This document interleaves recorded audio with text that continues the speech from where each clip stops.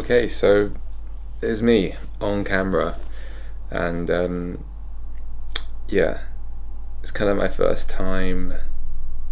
It's kind of my first time doing something on camera, but I basically have decided that this is a good idea for my career, and I should embrace the camera a bit more because everyone's on the internet apparently.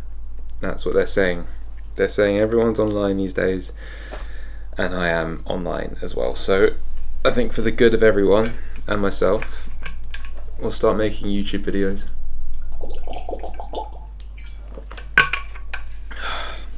I mean, I've got no script. I've sat down with a camera, and I'm just sort of trying to think of something to say because I know it's important to make stuff, even if it's not technically perfect or ready yet, but I just wanted to do something and make a start because, it's never the best time. It's never the perfect time to start.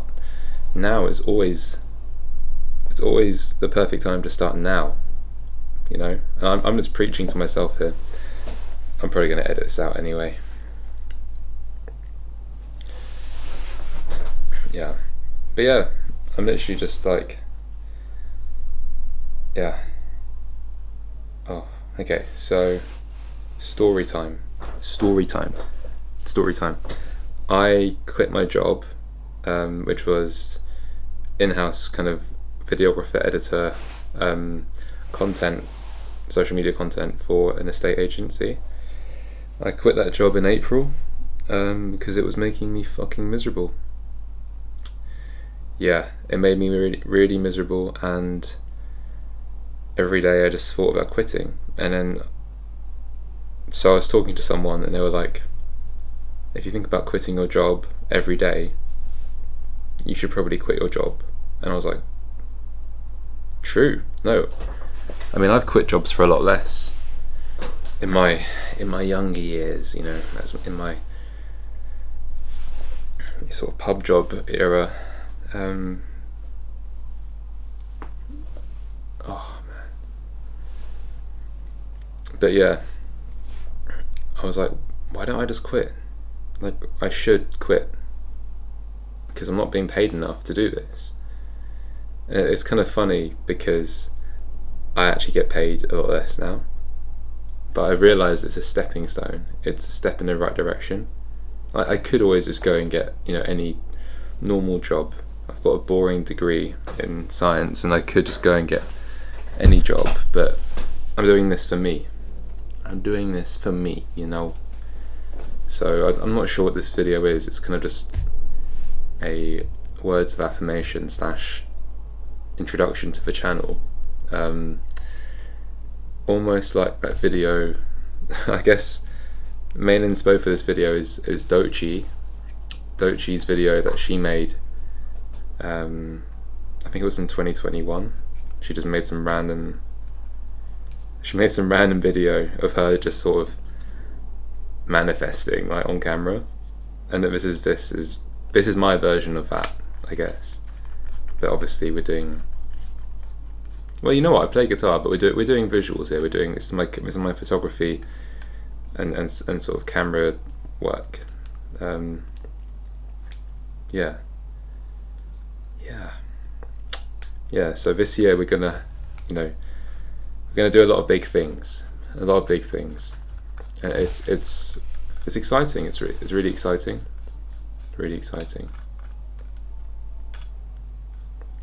It's just so weird to be on camera, and I'm like looking at my hair, doing everything, but it's so weird to be on camera, and I know, as an editor, I'm acutely aware that I could just say anything and just cut it out, just completely chop it out, and I could just use the best bits, and that's probably what I'm gonna do, to be honest. But it's just I could just fucking say anything, and I'm just gonna cut it out later. This is so cool. But yeah, No, so basically I've got a new website. So April I quit the job. I got a new website up and running now, and it's finally kind of like it's just waiting for more work. Really, it has work, but needs more. So I thought, what else can I do? And I keep seeing Instagram. I'm like, so I deleted Instagram on my phone, and I have no intention of having that shit on my phone, because I think that is just the death of humanity, to be honest. Like, attention span sucking content that will make you lobotomized, essentially. That's like, it's the antithesis of what we do. Like, we go to university, we read books, we go to museums, we meditate, we play sport, we do things that have long-term goals and are consumed in a sort of intermittent, slow, conscious way that allows you to process them with some sort of cognition. Whereas Instagram content is a complete assault on your sort of primal monkey brain. It's just dopamine, it's risers, sound effects, flashes. It's like, I don't want to be part of that. You know what? I don't want to be part of that.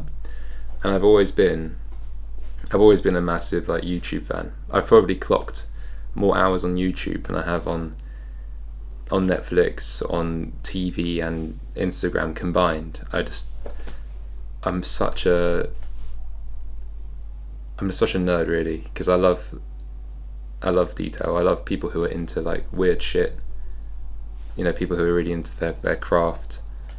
Like, I'm a massive tech head, so I love to research stuff. Like, when I bought my MacBook, I was just like deep diving. It's my first Mac, and I was like, which one do I get? Turns out they're all, since Apple made their own silicon chips, they're all great since the M1. But to do that, I found so many cool YouTubers. And anyway, I'm just going on like a fucking rant now, but right, so we're back. But no, I just, so yeah. Bleh. Blah, blah, blah, blah. You know what? I don't even know what this YouTube channel is gonna be. You know what? I don't actually know what this YouTube channel is going to be about, and I don't know where it's going to lead me, but I just know that starting this is the best thing that I could do for myself in terms of like digital footprint. Like, I have to be on this side of the internet. I can't just be consuming, because I'm literally like I'm someone who goes out and makes stuff. Like, I go and do shoots, film stuff. Like, I should be documenting all this stuff and just like trying to connect with people online, But I'm not really a big talker. Like, I like to listen, I like to observe. Oh, yeah. But yes, I'm literally just sat in my bedroom. It is a lovely it's July 24th, 2026, and I'm in my bedroom in my parents' house in the neighbourhood that I grew up in, and I am totally willing and open to growth and to new opportunities and to changing my situation. I'm sick of just being like a bystander to my own life, even though I do things in the real world that are proactive. Like, I'm very proactive, but I just think in the digital sphere I'm such a bystander. Like, I'll just consume content, and my work lives on my website, but it should have a more permanent home and a more visible home, because I've worked in marketing, and there's no point having a great product. I'm not bigging up my work, by the way, although I am a little bit, but there's no point having a great product if you can't, if people will never find it. It's that is the undoing of many great innovators and great creators and people who make inventions and stuff and products. They often fail because they can't separate the idea from the business, but yeah.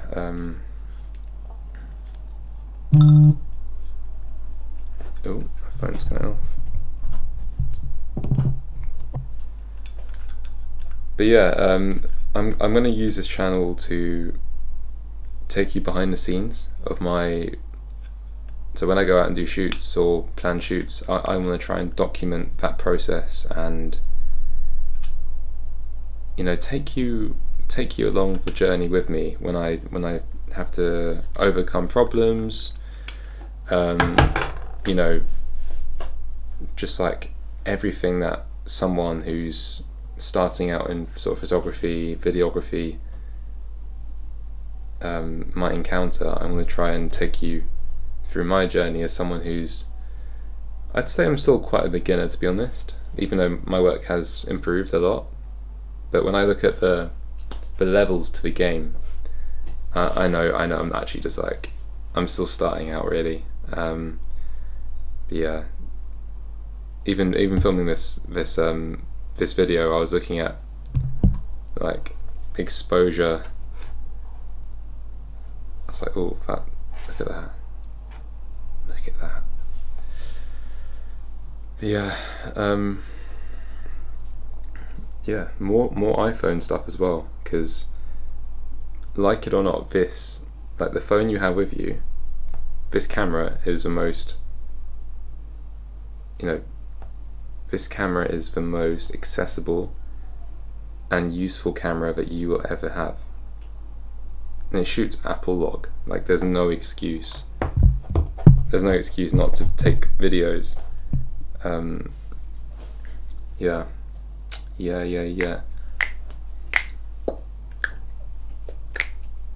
But yeah, and what else should I do? So why I quit my job, we've covered that.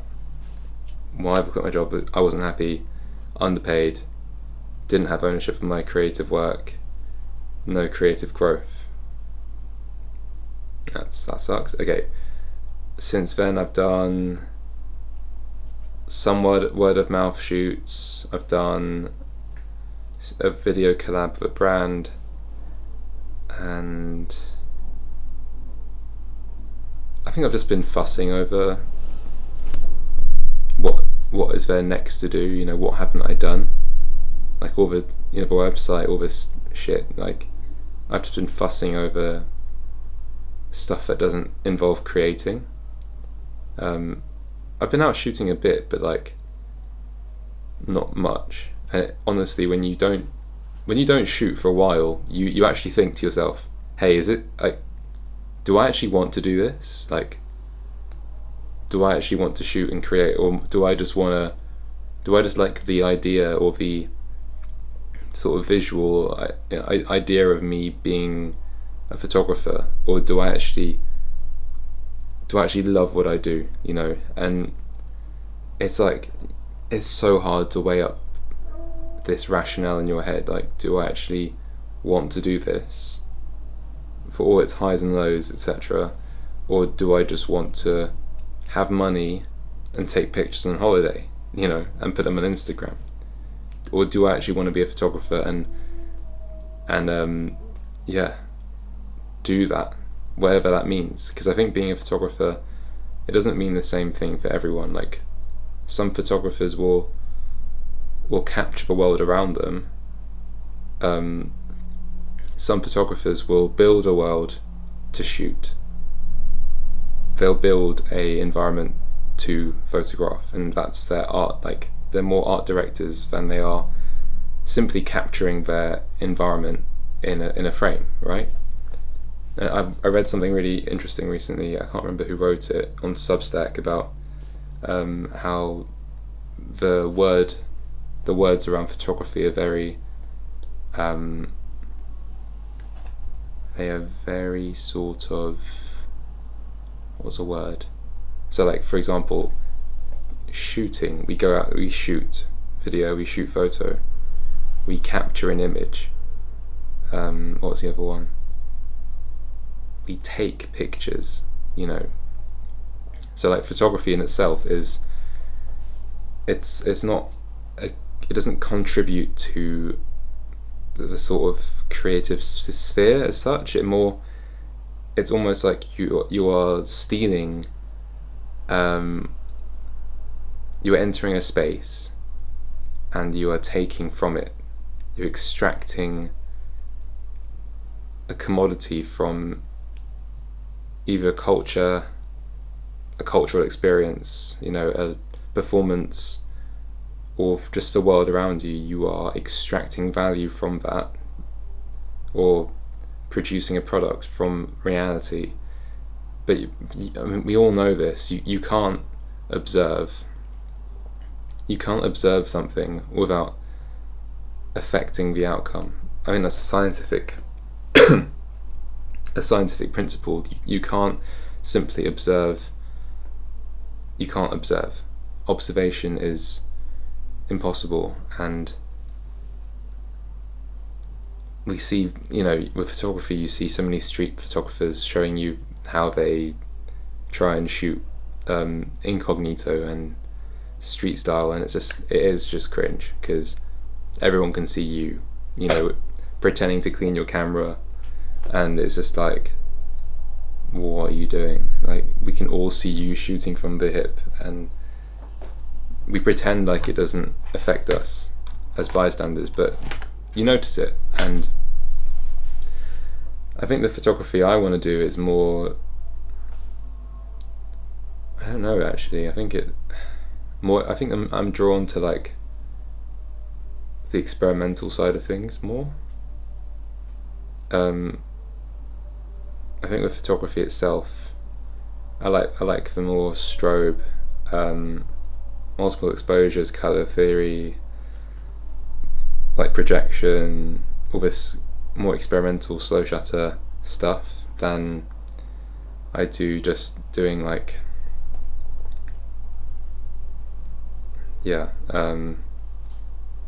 like portraits, because I just think portraits is it's so done. Like, do you actually want a black and white Rembrandt portrait of yourself, you know, with this triangle here? And it's just like, do you actually want that in your house? Like, what do you want this for?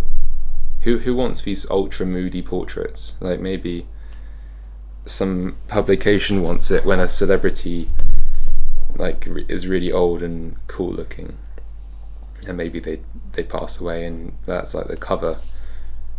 I'm just going on a fucking rant at this point, but yeah.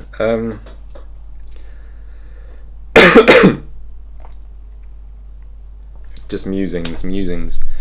There's so many musings, and I think another one is with like cameras and stuff, and starting out doing camera. I'm just gonna call it camera work, because it's like, do you want to go down the photography route or video route? And we have these cameras these days, like I'm shooting on the Nikon Z6 III, and it's like a Sony sort of A7 IV sort of thing, and you can shoot video, you can shoot photo, no problem. So it's like, which one do you do? And it's so interesting, like, as you level up your work, I find myself going from photo to video, back to photo, back to video, as I progress, because initially out of the gate, photo delivers more, I find, because you have the raw files, you can edit more. Video is like, everything's fucking dark. Everything's so dark, and the sound's bad, and you don't know where to put the video. It's like, what are you filming? Maybe you can film something cool, and that's the thing.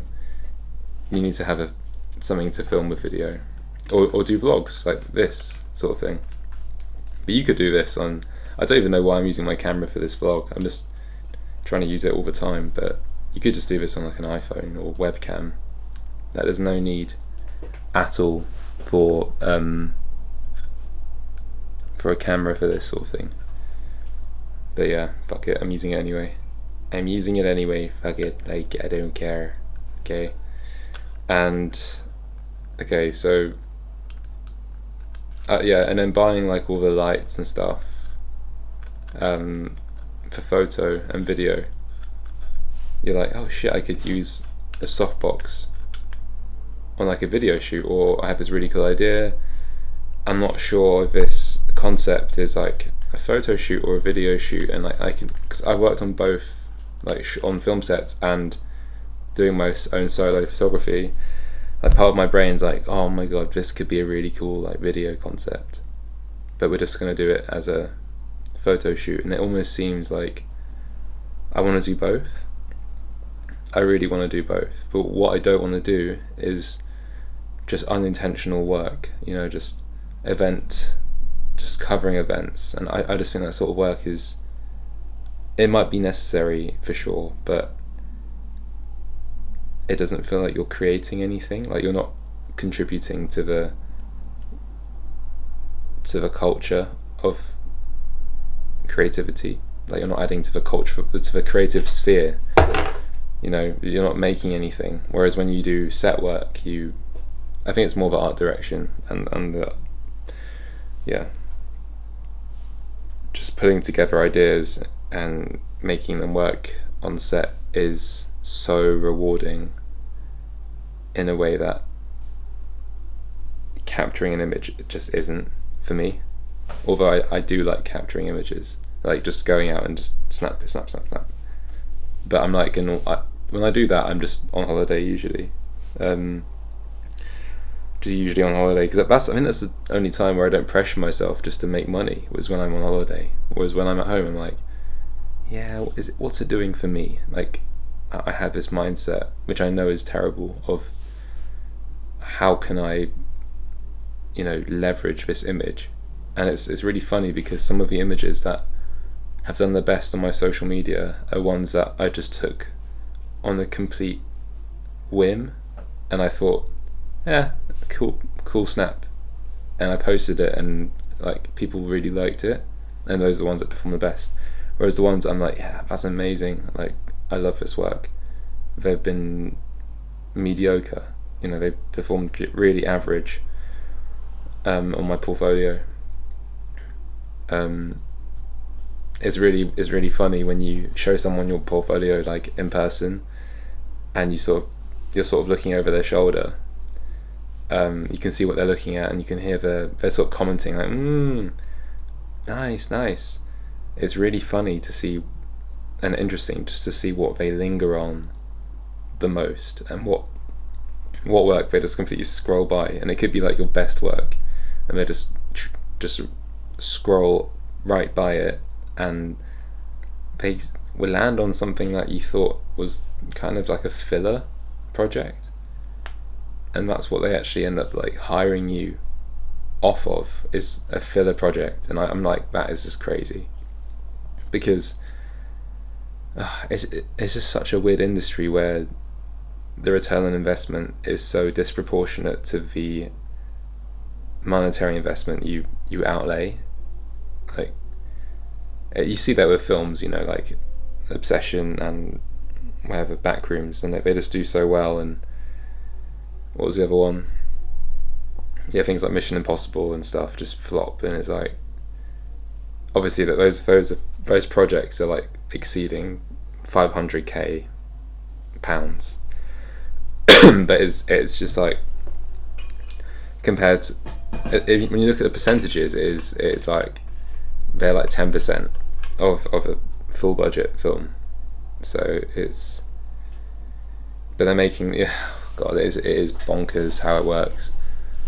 But yeah, right now I'm just trying to do everything myself, like production, post-prod. I'm trying like all sorts of things. Like I really love editing. I love the sound design stuff, because yeah, I just realised, so my friend was like, my friend Leo, shout out Leo, he said to me, Austin, like pause your video, mute it, and watch from the start, and you'll see how strong the visuals are and how much you depend on audio, on sound. And since that, I just honestly, I watch so many things on mute, and I'm like, this is terrible.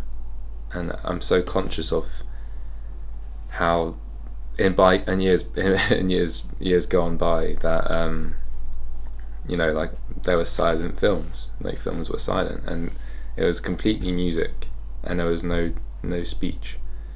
And then obviously, post, I don't even know what the era is called, but there's an era of like the advent of speech in film, and in that era, music became like less prevalent, and you just have these really dialogue heavy films. But I think we're at a point where we don't appreciate music as much as we need to, in the sense of, with AI and stuff, we question less where it comes from as filmmakers, and we just want soundtracks.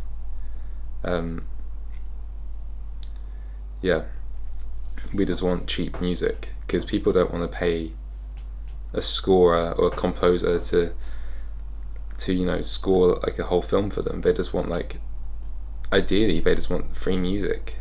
That's I'll say it how it is. They just want free music. And I think when I do my edits, like, I'm conscious of that, and part of me wants to actually go into film scoring or some sort of sound design avenue, because I find it really fun. Like, I love working in my DAW almost as much as I love DaVinci or whatever, Final Cut Pro. And yeah, there's just so much going on. But yeah, this is just me going on the fucking rant, and I'm done now. So thanks for sticking around, and I'll see you in the next breakdown.